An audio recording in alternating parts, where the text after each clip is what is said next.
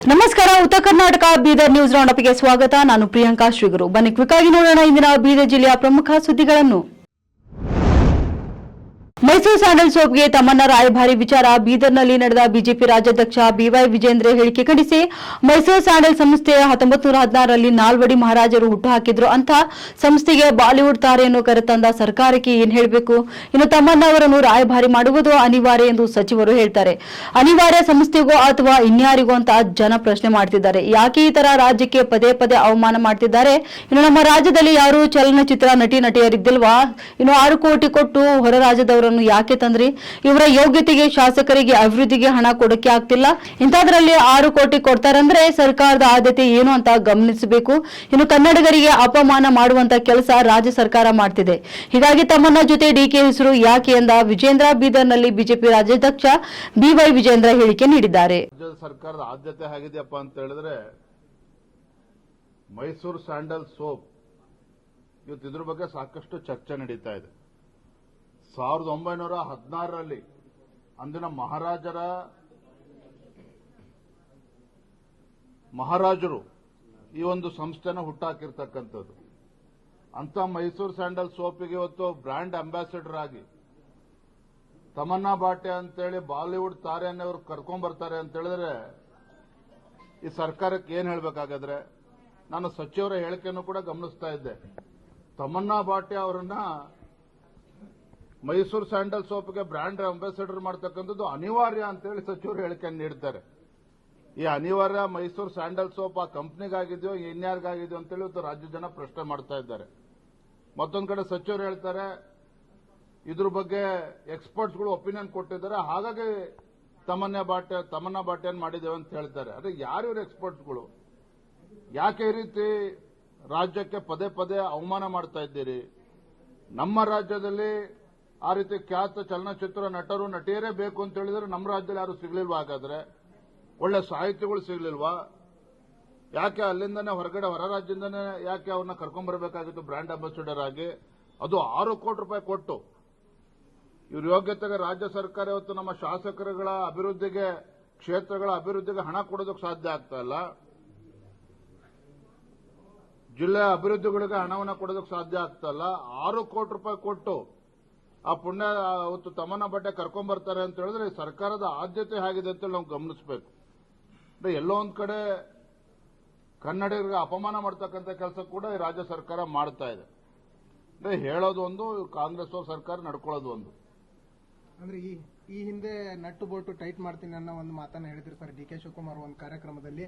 ಹಾಗಾಗಿ ಬೇರೆ ಭಾಷೆದ ಒಂದು ನಟಿಯರನ್ನ ಕರೆದುಕೊಳ್ಳುವಂತ ಪ್ರಯತ್ನ ನಡೆದಿದೆ. ಡಿ ಕೆ ಶಿವಕುಮಾರ್ ಹೆಸರಾಗಿ ಬೀದರ್ನಲ್ಲಿ ಬಿಜೆಪಿ ರಾಜ್ಯಾಧ್ಯಕ್ಷ ಬಿವೈ ವಿಜೇಂದ್ರ ಹೇಳಿಕೆ ಚಿತೆ ವಿಧಾನ ಪರಿಷತ್ ನಾಯಕ ನಾರಾಯಣಸ್ವಾಮಿ ಅವರನ್ನ ಕೂಡಿ ಹಾಕಿದ್ರು ಖರ್ಗೆ ಬೆಂಬಲಿಗರು. ಇನ್ನು ಕಾಂಗ್ರೆಸ್ ಪುಡಾರಿಗಳು ಅವರ ಮೇಲೆ ಹಲ್ಲೆ ಪ್ರಯತ್ನ ನಡೆಸಿದ್ರು. ಈ ಗುಂಡಾಗರ್ತಿ ಪಾಳಿಗಾರಿಕೆ ವಿರೋಧಿಸಿ ಕಲಬುರಗಿಯಲ್ಲಿ ಬೃಹತ್ ಪ್ರತಿಭಟನೆ ಮಾಡ್ತಿದ್ದೇವೆ. ಇನ್ನು ಮತ್ತೊಬ್ಬ ದಲಿತರ ಬೆಳವಣಿಗೆಯನ್ನು ಸಹಿಸದೆ ಈ ರೀತಿ ಮಾಡಲಾಗಿದೆ ಎಂದು ಕಾಂಗ್ರೆಸ್ ಸರ್ಕಾರ ಬಂದಾಗಿನಿಂದ ಆತ್ಮಹತ್ಯೆ, ಕೊಲೆ, ಮರಳು ದಂಧೆ ನಡೆಯುತ್ತಿದೆ ಎಂದು ಈ ಭಾಗದಲ್ಲಿ ಕಾನೂನು ಸುವ್ಯವಸ್ಥೆ ಸಂಪೂರ್ಣ ಹದಗೆಟ್ಟಿದೆ ಹಾಗೂ ರಿಪಬ್ಲಿಕ್ ಆಫ್ ಖರ್ಗೆ ಆಗಿದೆ ಅಂತ ಜನಸಾಮಾನ್ಯರು ಮಾತನಾಡುತ್ತಿದ್ದಾರೆ. ಇನ್ನು ಕಲ್ಯಾಣ ಕರ್ನಾಟಕಕ್ಕೆ ವಿಶೇಷ ಸ್ಥಾನಮಾನ ಕೊಟ್ಟಿದ್ದೇವೆ ಎಂಬ ಹೆಗ್ಗಳಿಕೆಗೆ ಬಿಟ್ಟರೆ ಅದು ಯಾವುದೇ ರೀತಿಯ ಅಭಿವೃದ್ಧಿ ಕೆಲಸ ಆಗ್ತಿಲ್ಲ. ಬದಲಿಗೆ ಗುಂಡಾಗರ್ತಿ ಕೆಲಸ ಜಾಸ್ತಿ ಆಗ್ತಿದೆ ಎಂದು ಖರ್ಗೆ ಹಾಗೂ ಕಾಂಗ್ರೆಸ್ ವಿರುದ್ಧ ಕಿಡಿಕಾರಿದ್ರು ಬಿವೈ ವಿಜೇಂದ್ರ ಅವರು. ಮತ್ತೆ ಶುರುವಾದ ಕೊರೋನಾ ಮಹಾಮಾರಿ ಭೀತಿ. ಗಡಿ ಜಿಲ್ಲೆ ಬೀದರ್ನಲ್ಲಿ ಕೂಡ ಸಕಲ ಸಿದ್ಧತೆ ನಡೆಸಿದ್ದು ಕೊರೋನಾ ಚಿಕಿತ್ಸೆಗಾಗಿ ಬೀದರ್ ಬ್ರಿಮ್ಸ್ ಆಸ್ಪತ್ರೆಯಲ್ಲಿ ಸ್ಪೆಷಲ್ ವಾರ್ಡ್, ಕೋವಿಡ್-19 ಐಸೋಲೇಷನ್ ವಾರ್ಡ್ನಲ್ಲಿ 9 ವಿಶೇಷ ಬೆಡ್. ನಿನ್ನೆ ಒಂದೇ ದಿನ ಕರ್ನಾಟಕದಲ್ಲಿ 35, ಮಹಾರಾಷ್ಟ್ರದಲ್ಲಿ 45 ಜನರಲ್ಲಿ ಸೋಂಕು ಪತ್ತೆ ಹಿನ್ನೆಲೆ ಗಡಿ ಭಾಗದಲ್ಲಿ ಹೆಚ್ಚಿನ ಓಡಾಟ ಇರುವುದರಿಂದ ಮುಂಜಾಗ್ರತಾ ಕ್ರಮವಾಗಿ ಸಿದ್ಧ ಆಕ್ಸಿಜನ್ ಹಾಗೂ ವೆಂಟಿಲೇಟರ್ ಹೊಂದಿರುವ 9 ಬೆಡ್ನ ವಾರ್ಡ್ ಪ್ರಾರಂಭ ಮಾಡಿ ಕೊರೋನಾ ಸೋಂಕು ಕಾಣಿಸಿಕೊಂಡವರಿಗಾಗಿ ಮಾತ್ರ, ಇನ್ನು ವಿಶೇಷ ಬೆಡ್ ಪಾಸಿಟಿವ್ ಬಂದವರಿಗಾಗಿ 9 ಬೆಡ್ನ RICU ಸ್ಥಾಪನೆ ಮಾಡಿದ್ರು. ನಾವು ಈಗೇನದು RICU ಅಂತ ಹೇಳ್ತೇವೆ, special with ventilators, with oxygenation, with nursing staff faculty, with 24 hours doctors. ಈಗ ನಾವು 9 ಬೆಡ್ಡು ನಾವು RICU ಅಂತ ಇದು ಮಾಡ್ಕೊಂಡಿದ್ದೀವಿ. ಅದಾಗಲೇ ಮತ್ತೇನಂದರೆ ಜನರಲ್ ವಾರ್ಡದ ಒಂದು 20 ಬೆಡ್ದು ಕೆಳಗಡೆ ಗ್ರೌಂಡ್ ಫ್ಲೋರ್ದಲ್ಲಿ ಅದು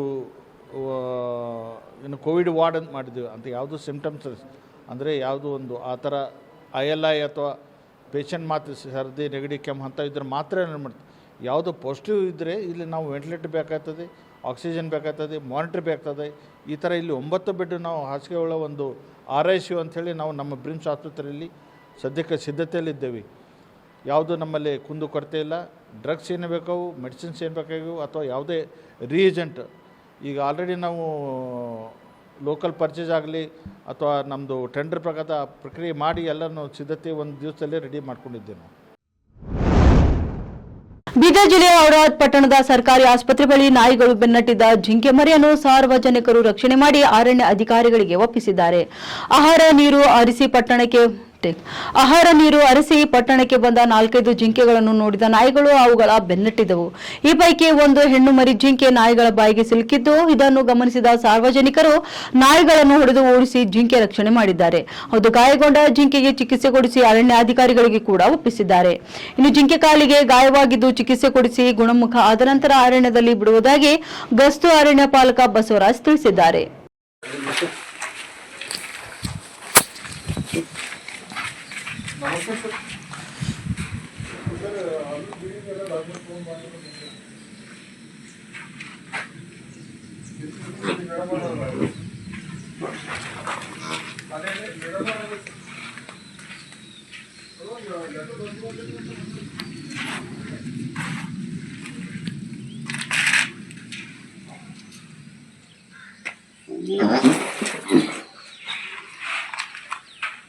ఇక్కడ పెట్టేసి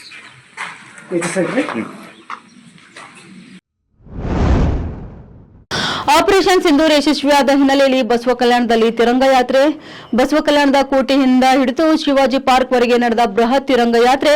ಕಿಲೋಮೀಟರ್ ಉದ್ದದ ತಿರಂಗ ಹಿಡಿದು ಜೈ ಘೋಷಣೆ ಹಾಕಿದ ನೂರಾರು ಕಾಲೇಜು ವಿದ್ಯಾರ್ಥಿಗಳು ಹಾಗೂ ತಿರಂಗ ಯಾತ್ರೆಯಲ್ಲಿ ಶ್ರೀರಾಮನ ಮೂರ್ತಿ ಹಾಗೂ ಅಹಲ್ಯಬಾಯಿ ಹೋಳ್ಕರ್ ಅವರ ಭಾವಚಿತ್ರ ಗಮನ ಸೆಳೆದವು. ಇನ್ನು ತಿರಂಗ ಯಾತ್ರೆಯಲ್ಲಿ ಕುಷ್ಟಗಿ ಶಾಸಕ ದೊಡ್ಡೋಣಗಡ ಪಾಟೀಲ್, ಬೀದರ್ ದಕ್ಷಿಣ ಕ್ಷೇತ್ರದ ಶಾಸಕ ಶೈಲೇಂದ್ರ ಬೆಲ್ದಾಳೆ, ಹುಮ್ನವ ಶಾಸಕ ಸಿದ್ದು ಪಾಟೀಲ್ ಭಾಗವಹಿಸಿದ್ರು. ಇನ್ನು ಮೆರವಣಿಗೆ ಉದ್ದಕ್ಕೂ ಶಾಸಕ ಶರಣು ಸಲ್ಗಾರ್ ಪತ್ನಿ ಸಾವಿತ್ರಿ ಸಲ್ಗಾರ್ ಅವರೊಂದಿಗೆ ಸಖತ್ ಸ್ಟೆಪ್ ಹಾಕಿದ್ರು. ತಿರಂಗ ಯಾತ್ರೆಯಲ್ಲಿ ನಿವೃತ್ತ ಸೈನಿಕರು ಹಾಗೂ ತಾಲೂಕಿನ ಹಲವು ಮಠಾಧೀಶರು ಕೂಡ ಭಾಗವಹಿಸಿದ್ರು.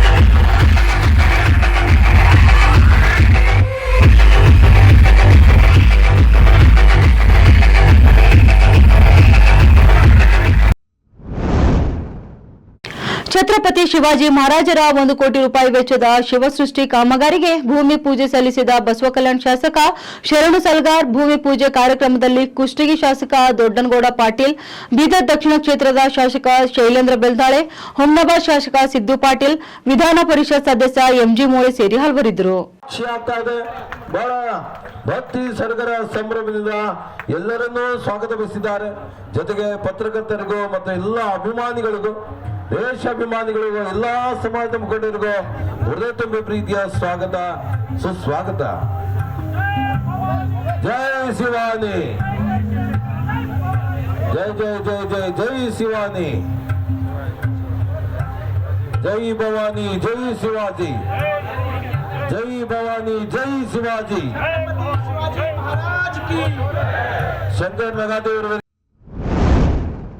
ಭೂಮಿ ಪೂಜೆ ನೆರವೇರಿಸಿದ ನಂತರ ದೀಪ ಬೆಳಗುವುದರ ಮುಖಾಂತರ ವೇದಿಕೆ ಕಾರ್ಯಕ್ರಮಕ್ಕೆ ಚಾಲನೆ ನೀಡಲಾಯಿತು. ವೇದಿಕೆಯ ಕಾರ್ಯಕ್ರಮದಲ್ಲಿ ಮಾತನಾಡಿದ ಶಾಸಕ ಶರಣು ಸಲ್ಗಾರ್, ಮುಂದಿನ 25 ವರ್ಷವೂ ಸಹ ನಾನೇ ಬಸವ ಕಲ್ಯಾಣದ ಶಾಸಕನಾಗಿ ಸೇವೆ ಸಲ್ಲಿಸಲಿದ್ದೇನೆ ಎಂದು ರಾಜಾರೋಷವಾಗಿ ಹೇಳಿದರು. ಬಸವ ಕಲ್ಯಾಣದ ಮರಾಠ ಸಮಾಜಕ್ಕೆ ನಾನು ಚಿರಋಣಿಯಾಗಿರುತ್ತೇನೆ. ಇನ್ನು ಮುಂದಿನ ವರ್ಷ KKRDB ಇಂದ ಶಿವಸೃಷ್ಟಿಗೆ ಮತ್ತೆ 2 ಕೋಟಿ ರೂಪಾಯಿ ನೀಡಲಿದ್ದೇನೆ. 2026 ಅಕ್ಟೋಬರ್ನಲ್ಲಿ ಶಿವಸೃಷ್ಟಿ ಜಾಗದಲ್ಲಿ ಸಂಭಾಜಿ ಮಹಾರಾಜರ ಪುತ್ಥಳಿ ಅನಾವರಣವಾಗಬೇಕು. ಅದಕ್ಕೂ ಕೂಡ ನಾನು 25 ಲಕ್ಷ ರೂಪಾಯಿ ನೀಡಲಿದ್ದೇನೆ ಎಂದು ತಿಳಿಸಿದರು. ಜೂನ್ 5ರಂದು ಜಿಲ್ಲಾಧಿಕಾರಿ ಕಚೇರಿಗೆ ಮುತ್ತಿಗೆ ಹಾಕಲಾಗುವುದೆಂದು ಕರ್ನಾಟಕ ರಕ್ಷಣಾ ವೇದಿಕೆ ಜಿಲ್ಲಾಧ್ಯಕ್ಷ ಸೋಮನಾಥ್ ಮುಧೋಳ ಎಚ್ಚರಿಕೆ ನೀಡಿದ್ದಾರೆ. ಇಂದು ಬೀದರ್ ನಗರದ ಜಿಲ್ಲಾ ಪತ್ರಿಕಾ ಭವನದಲ್ಲಿ ಸುದ್ದಿಗೋಷ್ಠಿ ನಡೆಸಿ ಮಾತನಾಡಿದ ಅವರು, ಖಾಸಗಿ ಶಾಲಾ ಕಾಲೇಜುಗಳಲ್ಲಿ ದುಬಾರಿ ಶುಲ್ಕದ ಕಾರಣ ಬಡ ಮಕ್ಕಳಿಗೆ ಶಿಕ್ಷಣ ಎಂಬುದು ನಕ್ಷತ್ರದಂತಾಗಿದೆ. ಇನ್ನು ಅನಧಿಕೃತ ಕೋಚಿಂಗ್ ಸೆಂಟರ್ಗಳ ಹಾವಳಿ ಹತ್ತಿಕ್ಕಲು ಜೂನ್ 5ರಂದು ಸಾವಿರಾರು ಜನಸಂಖ್ಯೆಯಲ್ಲಿ ಕರ್ನಾಟಕ ರಕ್ಷಣಾ ವೇದಿಕೆ ಕಾರ್ಯಕರ್ತರು ಸೇರಿ ಜಿಲ್ಲಾಧಿಕಾರಿ ಕಚೇರಿಗೆ ಮುತ್ತಿಗೆ ಹಾಕಲಾಗುವುದು. ಅಲ್ಲಿಯವರೆಗೆ ಆಗುವಂತಹ ಅನಾಹುತಗಳಿಗೆ ಸರ್ಕಾರವೇ ಜವಾಬ್ದಾರಿ ವಹಿಸಬೇಕಾದೀತು ಎಂದು ಮುಧೋಳ್ ಎಚ್ಚರಿಕೆ ನೀಡಿದ್ದಾರೆ. ಅಕಾಲಿಕ ಮಳೆಯಿಂದ ಕ್ಷೇತ್ರದಲ್ಲಿ ಯಾವುದೇ ರೀತಿಯ ಸಮಸ್ಯೆ ಉಂಟಾದರೆ ಅಧಿಕಾರಿಗಳು ಶೀಘ್ರ ಸ್ಥಳಕ್ಕೆ ಭೇಟಿ ನೀಡಿ ಪರಿಶೀಲನೆ ನಡೆಸಿ ಸಮಸ್ಯೆಗಳ ಅಹವಾಲು ಸ್ವೀಕರಿಸಿ ಕ್ರಮ ಕೈಗೊಳ್ಳಬೇಕು ಎಂದು ಬೀದರ್ ದಕ್ಷಿಣ ಕ್ಷೇತ್ರದ ಶಾಸಕರಾದ ಡಾ ಶೈಲೇಂದ್ರ ಬೆಲ್ದಾಳೆ ಅವರು ಹೇಳಿದರು. ಬೀದರ್ ದಕ್ಷಿಣ ಕ್ಷೇತ್ರದ ಮನ್ನಖೇಳಿ ಗ್ರಾಮದ ಮುಖ್ಯ ರಸ್ತೆಯಲ್ಲಿ ಅಕಾಲಿಕ ಮಳೆಗೆ ನೀರು ಸಂಗ್ರಹವಾಗಿರುವ ಹಿನ್ನೆಲೆಯಲ್ಲಿ ಸ್ಥಳಕ್ಕೆ ಭೇಟಿ ನೀಡಿ ಪರಿಶೀಲನೆ ನಡೆಸಿ ಮಾತನಾಡಿದರು. ಇನ್ನು 2-3 ದಿನಗಳಿಂದ ಸುರಿಯುತ್ತಿರುವ ಅಕಾಲಿಕ ಮಳೆಯಿಂದಾಗಿ ಬೀದರ್ ದಕ್ಷಿಣ ಕ್ಷೇತ್ರದ ಮನ್ನಖೇಳಿ ಗ್ರಾಮದ ಮುಖ್ಯ ರಸ್ತೆಯ ತಗ್ಗು ಪ್ರದೇಶದಲ್ಲಿ ನೀರು ಸಂಗ್ರಹವಾಗಿ ಸಂಚಾರಕ್ಕೆ ಅಡಚಣೆ ಉಂಟಾಗುತ್ತಿರುವ ಸುದ್ದಿ ತಿಳಿದು ಸ್ಥಳಕ್ಕೆ ಭೇಟಿ ನೀಡಿ ಪರಿಶೀಲನೆ ನಡೆಸಿ ಸದ್ಯಕ್ಕೆ ತಾತ್ಕಾಲಿಕ ಪರಿಹಾರ ಒದಗಿಸುವಂತೆ ಲೋಕೋಪಯೋಗಿ ಇಲಾಖೆ ಅಧಿಕಾರಿಗಳಿಗೆ ಸೂಚನೆ ನೀಡಿದರು. ಬಳಿಕ ಬರುವ ದಿನಗಳಲ್ಲಿ ಶಾಶ್ವತ ಪರಿಹಾರ ಕಲ್ಪಿಸಲು ಸಿದ್ಧತೆ ಮಾಡಿಕೊಂಡು ಅನುದಾನ ಕಲ್ಪಿಸಿ ಸಮಸ್ಯೆ ಆಗದಂತೆ ಕ್ರಮ ಕೈಗೊಳ್ಳಬೇಕು ಎಂದು ಭರವಸೆ ಕೂಡ ನೀಡಿದ್ದಾರೆ. ಇವಾಗಿದ್ದವು ಇಂದಿನ ಬೀದರ್ ಜಿಲ್ಲೆಯ ಪ್ರಮುಖ ಸುದ್ದಿಗಳು. ಮತ್ತೆ ಭೇಟಿಯಾಗೋಣ ನಾಳಿನ ಸಂಚಿಕೆಯಲ್ಲಿ.